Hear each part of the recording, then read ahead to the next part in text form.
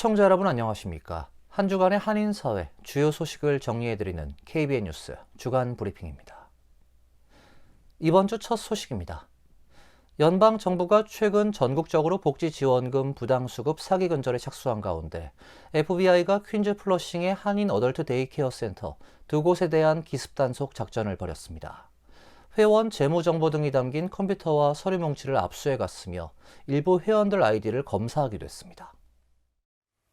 뉴욕시 어덜트 데이케어 센터 업계에 따르면 FBI는 뉴욕주 보건국 경찰 등과 합동으로 지난 6일 오전 퀸즈 플러싱 소재 37 애비뉴 선상의 해피라이프 데이케어와 157 스트리트 선상의 소망 데이케어 사무실을 급습해 압수수색을 했습니다. 압수수색은 최근 미네소타 등을 휩쓸고 있는 메디케이드 관련 복지지원금 부당수급 사기 단속과 맞물리면서 연관 가능성에 대한 의문이 일고 있습니다. 이날 IC 요원도 단속반과 함께 출동했다는 확인되지 않은 소문이 퍼지면서 의문은 더욱 증폭되고 있는 상황입니다. 데이케어 업계에 따르면 이날 너댓 시간 이상 진행된 압수수색에서 합동 단속반은 두 곳의 데이케어 회원 정보와 재무 정보 등이 저장된 컴퓨터와 관련 서류를 압수해갔습니다. 단속반이 해피라이프의 압수수색을 위해 진입했을 당시 센터 내부에는 70에서 80명의 한인 노인 회원들이 있었으며 신분증 검사와 현금 수령 여부에 대한 질문을 받은 것으로 알려지고 있습니다. 소망 데이케어는 단속반 출동 당시 회원들은 센터 내부에 없었기 때문에 단속반의 조사도 받지 않은 것으로 알려졌습니다. 조식 시간에 맞춰 센터에 출석한 회원들은 단속반의 출입 통제로 건물 안으로 들어가지 못하고 인근 한인 식당 등에서 센터 측이 제공한 아침 식사를 한 것으로 전해졌습니다. 연방사법당국의 기습단속이 있었던 한인 어덜트 데이케어 센터 업주와 직원이 의료사기 공모 혐의로 기소됐습니다. 이들은 어덜트 데이케어를 이용해 메디케이드와 메디케어 자금 1억 2천만 달러를 사취한 혐의를 받고 있습니다. 연방법무부는 어제 퀸즈 플러싱 해피라이프 데이케어와 로얄 데이케어 등 어덜트 데이케어 센터 두 곳을 소유하고 있는 42세 한인 김인우 씨와 데이케어 센터의 디렉터인 56세 다니엘 리 씨 등 한인 남성 2명을 체포하고 메디케어 및 메디케이드 사기와 불법 리베이트 제공, 자금 세탁 혐의 등으로 기소했다고 밝혔습니다. 기소장에 따르면 이들은 2016년부터 최근까지 한인 노인들에게 뇌물을 제공해 데이케어에 등록하게 하고 불필요한 처방전을 약국에 제출하도록 유도하는 방식으로 약 10년간 1억 2천만 달러를 가로챈 혐의를 받고 있습니다. 이들은 또 환자들이 실제로 필요하지 않은 처방전을 김 씨가 과거 소유했던 약국에 제출하도록 유도한 혐의도 받고 있습니다. 기소장에 따르면 김 씨와 공모자들이 2002부터 2023년 문자 메시지를 통해 한인 회원들에게 우선적으로 지급할 현금 $10,000를 마련하라. 월요일에 회원들에게 지급할 현금을 준비해놨지. 내가 회원들에게 월요일에 센터로 출석하라고 전달해 놓은 상황이다 등 불법 행위를 도모한 대화를 나눈 증거도 발견됐습니다. 또한 회원이나 환자들은 현금과 식료품 상품권 등 금전적 유인도 받은 것으로 알려지고 있습니다. 이들은 이 같은 방식을 통해 지난 10년 동안 메디케이드의 6,200만 달러, 메디케어의 5,800만 달러 등 모두 1억 2천만 달러에 달하는 부당 비용을 청구해 메디케어 재정에 손실을 입게 했다는 게 법무부의 설명입니다. 김 씨는 지난 수년간 당국의 감시 대상이 되었던 것으로 전해졌습니다. 기소장에 따르면 데이케어 직원들은 날짜가 미리 기입돼 있고 여러 명의 이름이 동일한 필체로 작성된 것으로 보이는 의심스러운 출입 명부를 제출하기도 했습니다.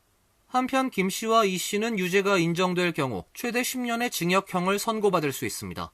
이 중 김 씨는 지난 6일 25만 달러의 보석금 납부 후 자택 구금된 것으로 알려졌습니다. 트럼프 대통령의 캐나다산 상품에 대한 관세 부과를 철회하라는 의회 결의안이 하원을 통과했습니다.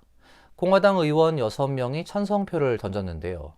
트럼프 대통령의 공화당 장악력이 한계에 도달한 것 아니냐는 평가가 나오고 있습니다.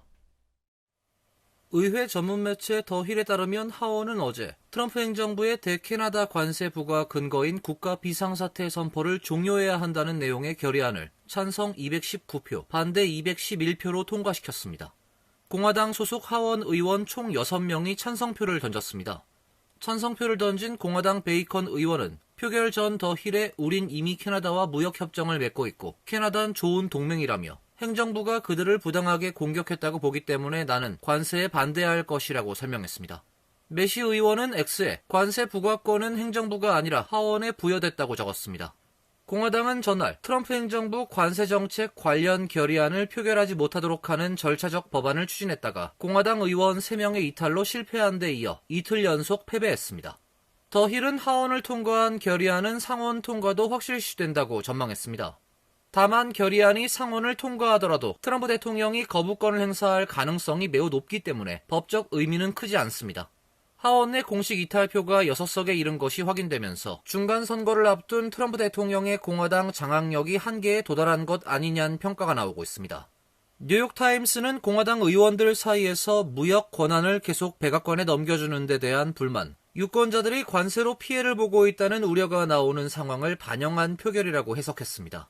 트럼프 대통령도 이를 의식한 듯 트루소셜에 하원이든 상원이든 관세에 반대표를 던지는 공화당원은 선거에서 심각한 대가를 치를 것이며 여기엔 예비선거도 포함된다며 민주당 결의안에 찬성한 공화당 의원들의 중간선거 출마 저지를 시사했습니다. 여론조사기관 갤럽이 88년 만에 대통령 직무수행 지지도 발표를 중단하기로 했습니다. 갤럽은 정치 지도자에 대한 연구 방식의 변화를 반영한 것이라고 밝혔지만 트럼프 대통령의 압박이 영향을 미친 것 아니냐는 해석이 나오고 있습니다. 여론조사기관 갤럽은 어제 성명을 통해 올해부터 개별 정치인의 직무수행 지지도와 호감 조사를 발표하지 않겠다고 밝혔습니다.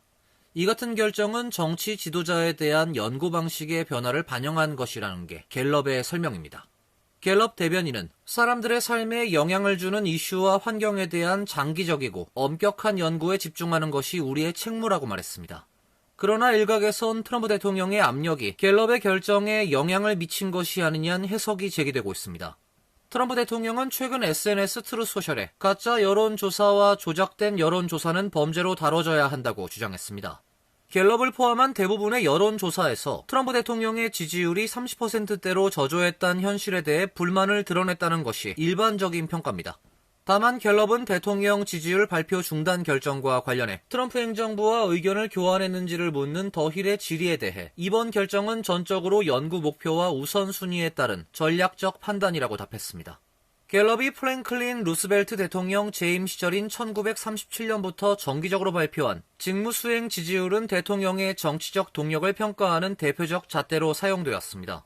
한편 갤럽이 마지막으로 발표한 지난해 12월 트럼프 지지율은 36%대로 역대 최저를 기록했으며 부정평가는 60%에 달했습니다. 연방 센서스국이 오는 2030년 인구 조사를 대비한 사전 현장 조사에서 시민권 질문이 포함된 설문을 사용하기로 하면서 또다시 논란이 일고 있습니다. 이 시도는 트럼프 일기 행정부 당시에도 추진됐다가 연방 대법원의 판결로 무산된 바 있습니다.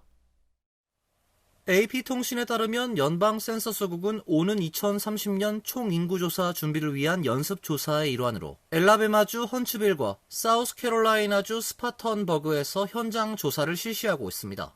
이번 조사에선 최근 인구조사 설문이 아닌 미국 사회 전반의 생활 실태를 조사하는 ACS에 사용되는 질문들이 채택됐습니다. 문제는 ACS 설문에 미국 시민입니까란 시민권 관련 질문이 포함되어 있다는 점입니다.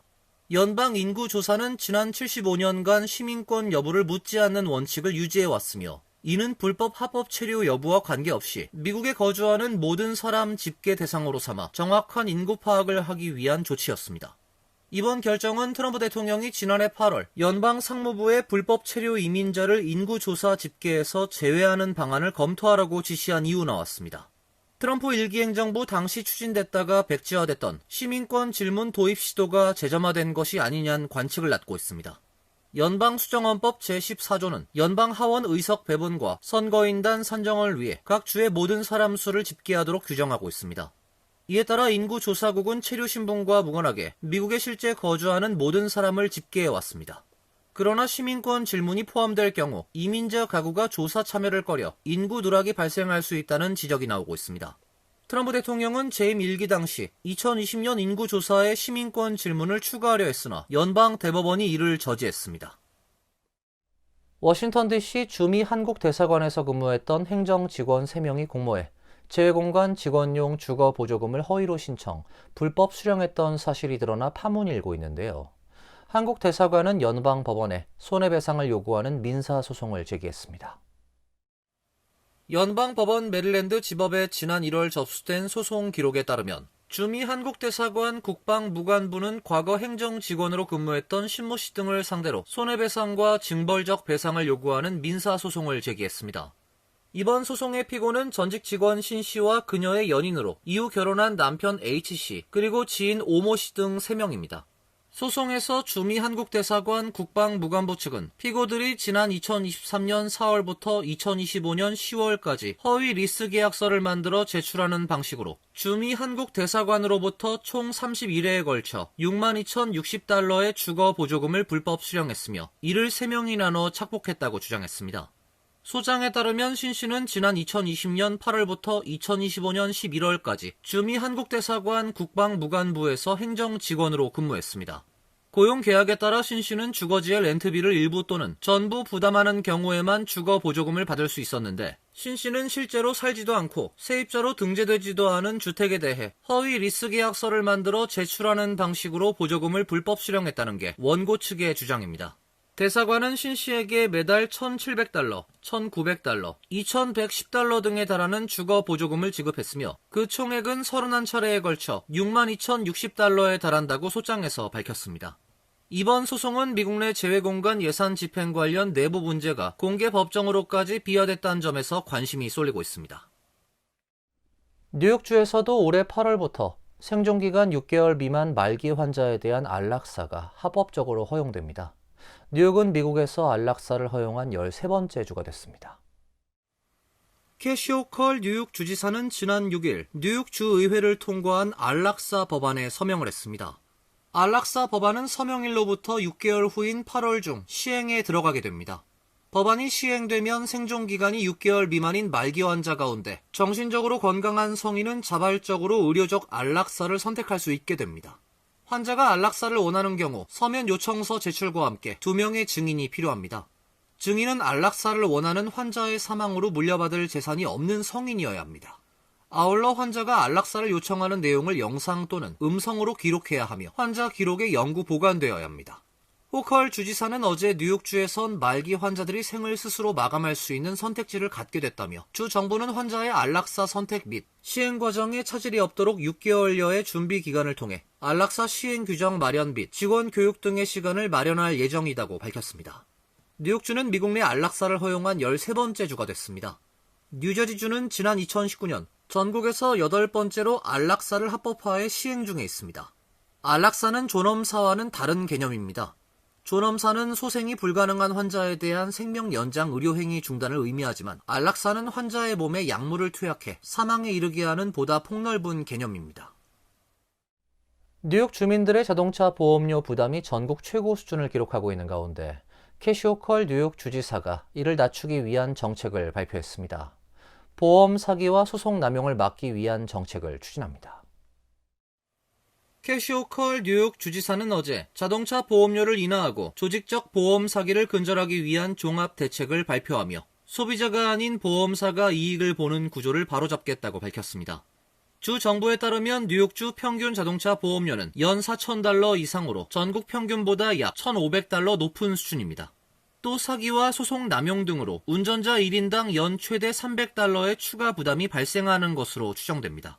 조작 교통사고는 2023년 1,729건 발생해 전국 2위를 기록했으며 자동차 보험 관련 사기 의심 신고는 2020년 24,238건에서 지난해 43,811건으로 80% 급증했습니다.